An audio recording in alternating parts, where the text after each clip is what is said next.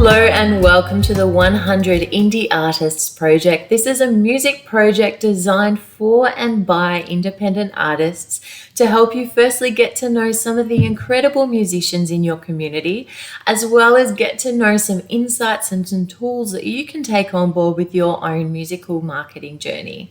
Hi, I'm Alice. And I'm Rowan. And we are indie pop folk duo Ali Rowe. And we're going to be talking to you guys today about who we are, what we do, why we do it. Tell us about who you are as an artist and your background. We are both from Melbourne, and we met at a Christmas party back in 2019 and through mutual friends and hit it off musically.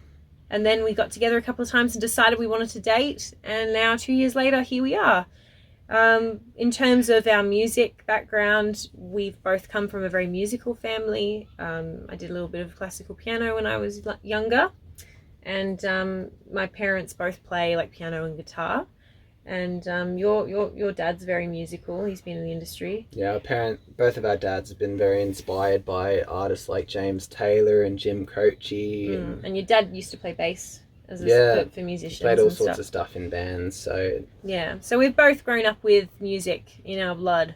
What musical projects are you working on right now? So the musical project that we're working on, we have decided we're currently up in North Queensland, and we're driving back down to Melbourne to see family and friends, and also to knuckle down and do some recording of popular songs that we've written in the last year that we've been on the road. And so we're hoping to record 2 singles and release them later in the year. Yeah, we've gotten really good feedback from our audiences, so that's sort of determined what songs we want to record. We're finding our identity musically as we go. And we're also working on a few things. We're going to do some more photos and PR stuff, all that usual jazz. And we have some festivals that are coming up later in the year as well.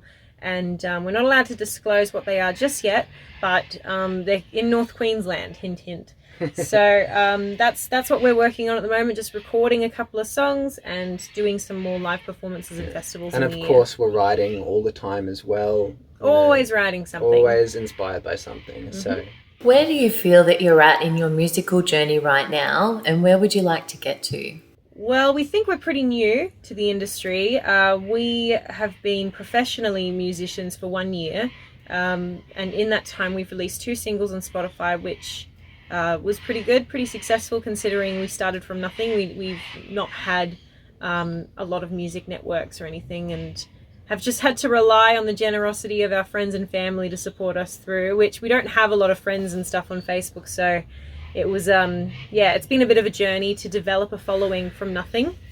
And we spent the last year basically gaining a following through playing live music up the east coast of Australia, busking, playing in exchange for accommodation at caravan parks, doing whatever venues we could get to play and to practice our originals. And basically we just kept pushing and pushing and pushing for the experience. And there's still a long way to go, but Alice has been doing an amazing job of messaging all of these businesses, and she's organised a big tour for us. And we're at the stage, obviously being new, we don't have any managers, or we did have a manager to help us establish ourselves, but in the last year we have been on our own, just doing all the bookings ourselves and really learning a lot about the industry. And where we would like to go is we would like to eventually be able to book festivals every year. We'd love to be international. We'd love to do a tour internationally. Mm-hmm. We want to keep gaining a following of people. We believe that our music is unique, and we believe that if we just keep pushing and we keep putting ourselves out there and trying new things, but not too far away from what we believe is our sort of integral music. If we just keep pushing and stay proud, that we will get there eventually. We're very driven, and we hope eventually we will be have songs that will play on radio, and we will get festivals Australia-wide as well as international tours. So that's pretty much the goal, but there's no deadlines in sight. It's not like we have to do this by 2030. This is we're committed to this, and we're loving what we're doing. This is our life now, so we are in it for the long haul. What do you love most about being an independent artist? one of the big things we love about being independent is we are very opinionated people. We like to make our own decisions, and we like to take our time with things because we're so new. And we're absolute perfectionists. So yes, unfortunately, it's not like in that kind of job interview way of saying that you're a perfectionist, but trying to show that that's actually a strength. We're genuinely very insecure, and we're always trying to improve. And I think we love the fact that we have the freedom to choose what part of our music we want to explore. Yeah, and we don't have any pressure on us to make music that we don't necessarily... That doesn't come naturally. Yeah. So we're, at the moment, our songwriting is purely when we feel like we want to write a song, we'll write a song. And then when we don't feel there's any new songs coming out, we will revise and really solidify and crisp up and perfect the songs we already have. But yeah, we don't have any pressure from anyone else at the moment, which is good for us because this is how we learn who we are without being influenced so much by other people. And at the moment we're happy with gigs that are, you know, just a bit of cash in hand, you know, or in exchange for accommodation or food. We enjoy being able to travel, and I think at the moment being independent and saying I don't want to be just based in one place, I want to be playing wherever the wind takes me, that suits us. And because of that, we're not really at the stage where we're going to be able to work with many other people unless they wanted to join us in the van. Yeah. And there ain't room. Not a lot of room in here. Yeah. What do you find the most challenging about being an independent artist? Being an independent artist is challenging in a lot of ways, one of which is obviously no one knows you, and you have to really fight for the right to play in a lot of venues because it's very competitive out there. Yeah, you have to push so much harder when it's all about how much you put in. Yeah, and I guess the other thing too is you have to do everything yourself. You don't have any support to fall back on. It's just us on the road. Yeah, and you just don't get, it sounds sad, but like you don't get a lot of respect from people, like especially with busking when we're playing, you know, we get the old sort of, you know, you're a weirdo kind of look from people because, you know, how dare you play out in the street and play music. It's got a bit of a stigma that if you play busking for free or you're playing gigs in cafes that you're not really a musician. And I think and that you're not worth anything. You're not worth anything. And I think that's the challenge, is that keeping our self-esteem high enough to say that we are musicians and we are proud of our music, and we're not going to let that just because we're not super successful and famous doesn't mean that we're not doing this for a career. So having to fight off that negativity and fight off the temptation to start questioning our career choice. And it's gotten really hard at times, not having any support, hasn't it? And financially it's hard too, because you obviously, whatever you put in is what you'll get, so there's no reliance on royalties or anything. At the moment the income is purely just through whatever venues we can book and selling a bit of merchandise on the side. Yeah, and whatever busking that we do. Whatever busking we do. Sometimes we have great days, sometimes we have crap days. So I think there is an inconsistency in income, but I feel like even if you're, with a label, there's always that fear of financially of pressure, like, am I going to make enough and to pay them back, that kind of thing. What has been your experience in marketing and promoting your music? So the experience we've had with marketing and promoting our music has been, it always feels very empty because it's a digital age. You don't get instantaneous, you don't get a lot of communication from people. You put your stuff out there, you do everything you can, you do your Insta feed, you time your Insta feed to go at certain times, and you do the Insta stories and you do all those things. But that doesn't mean you're going to get a following out of it or get the appreciation your song deserves. So we find with the marketing and promoting ourselves, it can be a bit hit and miss. Yeah, it can feel, most of the time it can feel like it's pointless. It feels pointless, but we know that it's not, because I guess I see social media as a really good resume, and so is Spotify, to show that that's what we have so far, and we are serious about who we are, and we like to give some insight to people about who we are as people. We have been successful, I guess, in our terms of successful. We've had a great positive feedback with our funny reels, TikToks, because we are a bit, weird and quirky. So we thought we must have, we've got to try and manifest that and make it into something. So we've done quite well with those. People like our little funny reels. And overall, I would say it is important to do it all yourself in the early stages to understand what the hell is going on. Perhaps when you get to a stage where you feel you just can't handle all of the work involved, administration involved, that's when you need to outsource. And there are a few people we know that do digital marketing as a career. But it's very expensive. It is expensive, but I guess it's worth it for a campaign for a song you're really proud of. We're not at the stage yet where our music we haven't got a lot of recordings, so we've not got anything we really want to campaign yet. But I would say that marketing through Facebook and Instagram is very important these days. But don't rush it. If you're just beginning, just chill out, do it yourself, and look at what other people are doing that are in a similar following to you and a little bit more following you, and you can see what kind of amount of effort they put into them. And then from there, also formulate your own schedule that works for you, because everyone's got a different life. So overall, it's been good. It's been sort of negligible in a way from a results point of view, but it's consistent. What has been one thing you've learnt along the way that has been the biggest game changer for you in music marketing? Well, I think probably the biggest thing for us has been the idea that you get what you give. And if you really believe in your music and you're really pushing your music, then you will get results. Yeah, that is, and it seems cliche, but we were very insecure in the early stages, and we weren't sure how much to push ourselves because we didn't want to look cocky. We didn't want to be like, emailing people and be like, hey, can we play at your place? Because we felt embarrassed that we were asking and, that we were just starting out.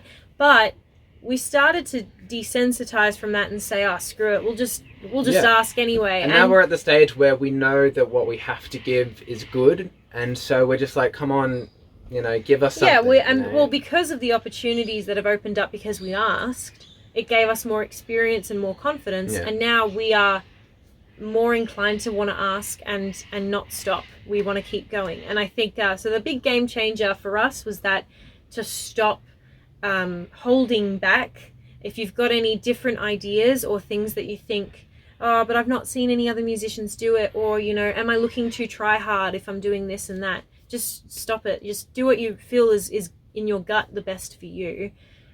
We've found that trusting your gut throughout this experience, even if it contradicts some people that are more professional than you. Some professionals have had a different story and a different journey and a different result from what they've done. So and it's okay to fail as well. Yeah. Like if you don't, if you jump and you fall, then you just pick yourself back up. So game changers are not letting yourself compare yourself to others and giving it a real good hard crack, and seeing the contrast of before versus after doing those things. You will see a difference. And don't be afraid to fail, because there's so much failing that we do all the time. We get rejected all the bloody time. So much rejection. You have to learn to deal with it. It's actually funny. It's really funny. Yeah, at this stage we have to laugh. You'll message someone and they'll be like, how'd you get this email? And you're like, it's on your website. And they're like, oh, well, don't email me again. And you're like, okay, well, don't put your email up on the website. What has been your experience with building a fan base, and what have you learnt along the way? Excuse the cockatoos in the background if you can hear that. Fan base. Well, it's been hard. It's been very hard. That's actually one of the weakest points of us, is because we both don't have a lot of Facebook friends or Instagram friends. We had to build our fan base from 89 followers we started with that were from friends and family and stuff at the start of our professional music journey on social media. We started at 89 and now we're almost at 400. Now for us, within a year of driving around and busking in front of IGAs, Woolies, Coles, cafes, playing at gigs, we have built, over 300 followers in that time frame, just from getting out there and meeting people. And when we post it on social media, the best that we've usually done is like 3 followers from a really good video. From a good video or something. So it's not, in comparison to many other people that have, 1,000 followers on Instagram, because a lot of those were friends and family, and those people shared with their networks, and those networks were supportive. We weren't not as lucky to have that kind of support network. So for us, building a fan base is all about getting out there, and the more you expose your music to the world, and the more you're out there confidently playing your music, the more likely you will get someone follow you, because there's always someone that says, hey, I like the cut of their jib, I like their sound, that's cool, they'll follow them. Now, whether you can maintain those followers is hard to know, because some people just, unfollow for various reasons. And it has been heartening to find that there have been some people who have followed us who have been really passionate about our music. So it's almost really like quality over quantity. We've had some followers that have stuck with us since they've met us on the road. Yeah, and they're always commenting and they share and they help. So I think building a fan base, not being intimidated by people that compliment you or like you, and build relationships with your early fans, because they are, these people are supporting you from nothing. They don't know you from a bar of soap, and they've decided they like you.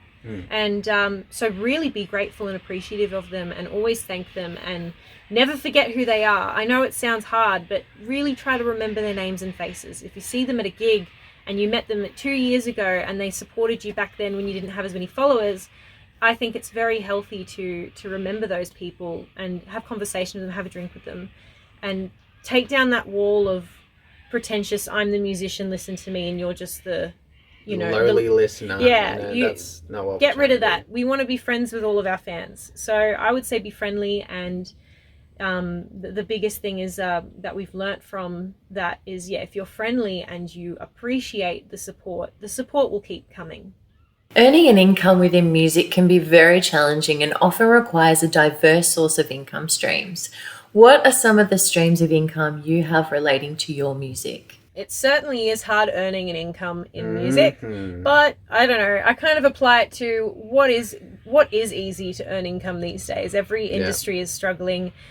People are working overtime without pay in any industry you can pick at and go, is it worth it? If you're passionate about it, then you'll be able to ascertain whether it's worth it. Yeah, when it comes to music, you have to make the choice to decide, is it worth it? Because for us it is, and we're not making any money.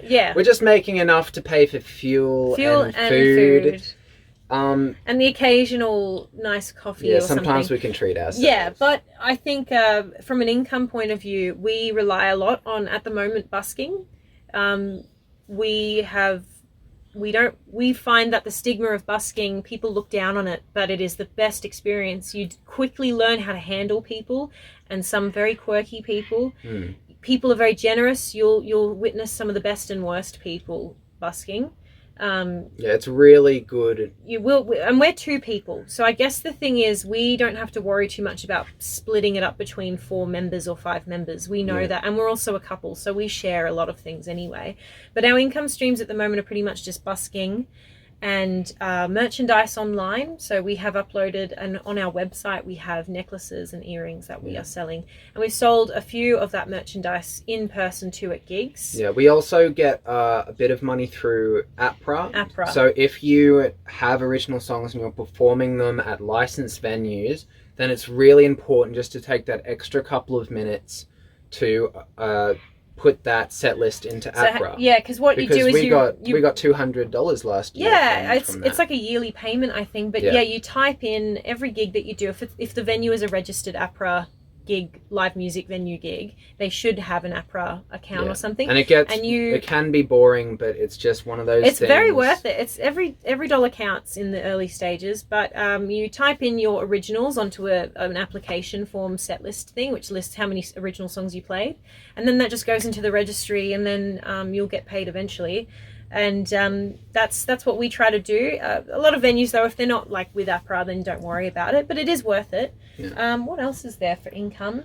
Bandcamp. We haven't made any money. Haven't made any money from Bandcamp, but we believe that instead of just uploading everything onto streaming services straight away and campaigning around it eventually being free, we're going to try out Bandcamp we'll give people the opportunity to buy our music first. If they want to support our music and they want to buy an EP or a single from us, they can do it via Bandcamp first, and then maybe 6 months down the track we'll release it on streaming services. But I think giving that opportunity for people to say, you know what, I like them enough to want to buy one of their songs, is and when you're only charging a few bucks for a song, like people, and some people don't like that, but that's how it has to be. You have to kind of put your foot down and say, well, I'm not just going to pump out all this hard work straight away onto a distribute it to Spotify and stuff, unless I want to have something in return. You do get royalties, I think, but with distribution to those streaming services, but we don't see it. I don't think it's really worth it unless you get like 1 million listens or something. So, but that is something that you do, just because that's good for your resume of music.